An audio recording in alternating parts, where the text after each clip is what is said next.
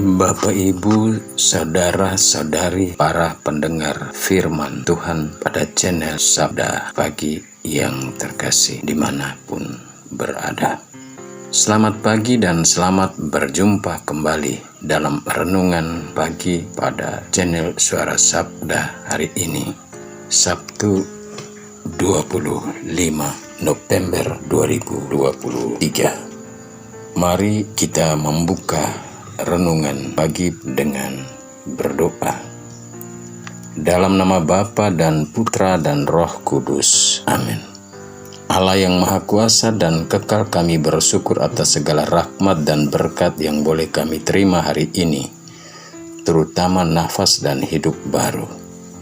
Kami mohon semoga sabda-Mu yang kami dengar dan renungkan memampukan kami membangun semakin yakin dan percaya akan adanya hidup baru atau kebangkitan orang mati, sehingga kami pun selalu berusaha hidup secara baik dan benar selama ada dalam dunia ini. Demi Kristus Tuhan dan pengantara kami, kini dan sepanjang masa. Amin. Bapak, Ibu, saudara-saudari, para pendengar firman Tuhan pada channel Suara Sabda Pagi yang terkasih. Bacaan suci untuk renungan dari Suara Sabda Pagi hari ini saya ambil dari Injil Lukas bab 20 ayat 27 sampai 40. Tuhan bersamamu dan bersama rohmu. Inilah Injil suci menurut Lukas, dimuliakanlah Tuhan. Pada suatu ketika datanglah kepada Yesus beberapa orang Saduki yang tidak mengakui adanya kebangkitan. Mereka bertanya kepada Yesus, "Guru, Musa menulis untuk kita perintah ini. Jika seorang yang mempunyai saudara laki-laki mati meninggalkan istri tetapi tidak meninggalkan anak, maka saudaranya harus kawin dengan wanita itu dan membangkitkan keturunan bagi saudaranya. Ada 7 orang bersaudara. Yang pertama kawin dengan seorang wanita lalu mati tanpa meninggalkan anak. Lalu wanita itu dikawini oleh yang kedua dan oleh yang ketiga, dan demikianlah berturut-turut oleh ke-7 saudara itu. Mereka semuanya mati tanpa meninggalkan anak. Akhirnya wanita itu pun mati. Bagaimana sekarang dengan wanita itu? Siapakah di antara orang-orang itu yang menjadi suaminya pada hari kebangkitan? Sebab ketujuhnya telah beristrikan dia." Berkatalah Yesus kepada mereka, "Orang dunia ini kawin dan dikawinkan, tetapi orang yang dianggap layak mendapat bagian dalam dunia yang lain itu dan dalam kebangkitan dari antara orang mati tidak kawin dan tidak mati dan tidak dikawinkan, sebab mereka tidak dapat mati lagi. Mereka sama dengan malaikat-malaikat dan menjadi anak-anak Allah, karena mereka telah dibangkitkan." Tentang bangkitnya orang-orang mati, Musa telah memberitahukannya dalam nas tentang semak duri, di mana Tuhan disebut Allah Abraham, Allah Ishak, dan Allah Yakub. Ia bukanlah Allah orang mati, melainkan Allah orang hidup, karena di hadapan Dia semua orang hidup.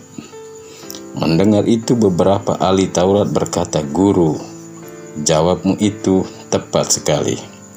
Maka mereka tidak berani lagi menanyakan apa-apa kepada Yesus. Demikianlah sabda Tuhan. Terpujilah Kristus.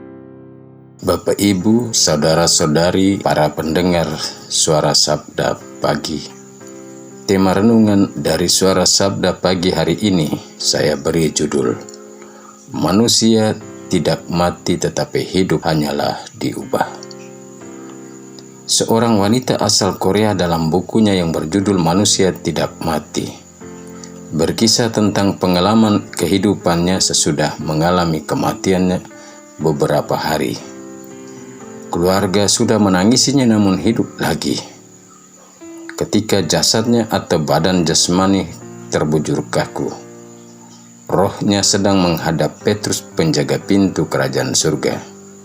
Saat bertemu Petrus bertanya, ada urusan apa engkau datang? Karena namamu belum terdaftar dalam daftar tunggu. Sebaiknya engkau pulang, karena belum saatnya engkau dipanggil. Engkau pulang, dan saat itulah rohnya kembali masuk ke raganya. Yang terbujur kaku itu hidup kembali.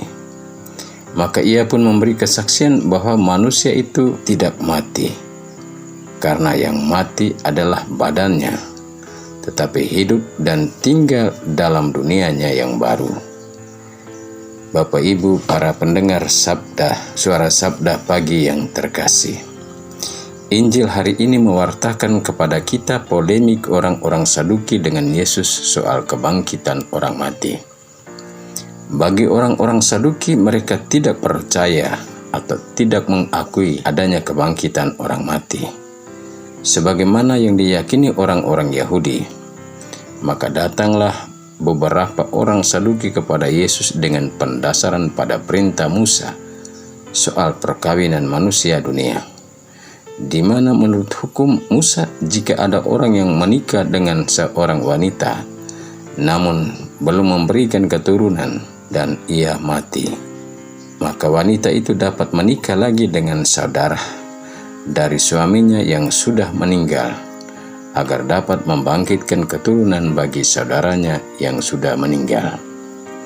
Orang Saduki ingin menjerat Yesus dengan membeberkan perkawinan yang terjadi antara seorang wanita dengan 7 orang bersaudara, yang semuanya meninggal tanpa mempunyai keturunan, dan wanita itu pun meninggal, maka dikaitkan dengan kebangkitan atau adanya hidup sesudah mati. Siapakah yang menjadi suami dari wanita itu? Karena ketujuhnya itu beristrikan dia pada waktu kebangkitan. Yesus pun menjawab pertanyaan orang Saduki dari sudut pandang rohani tentang kebangkitan, untuk mematahkan pandangan orang Saduki yang tidak mengakui kebangkitan orang mati. Berangkat dari kasus yang diajukan, bagi orang Saduki konsep kebangkitan adalah kebangkitan badan, dan orang kembali hidup seperti hidup awalnya.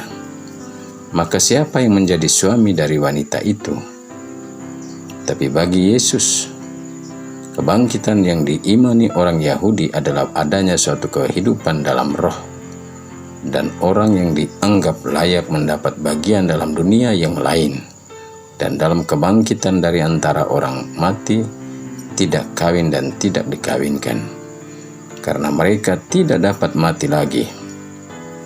Orang-orang yang bangkit itu, mereka sama dengan malaikat dan menjadi anak-anak Allah, karena mereka telah dibangkitkan. Bapak Ibu, saudara-saudari, para pendengar suara sabda pagi yang terkasih, Yesus pun mengutip tulisan Musa yang menyatakan kebangkitan orang mati pada Nas tentang semak duri, di mana Tuhan disebut Allah Abraham, Allah Ishak, dan Allah Yakub. Ia bukanlah Allah orang mati, melainkan Allah orang hidup. Karena di hadapan Dia semua orang hidup.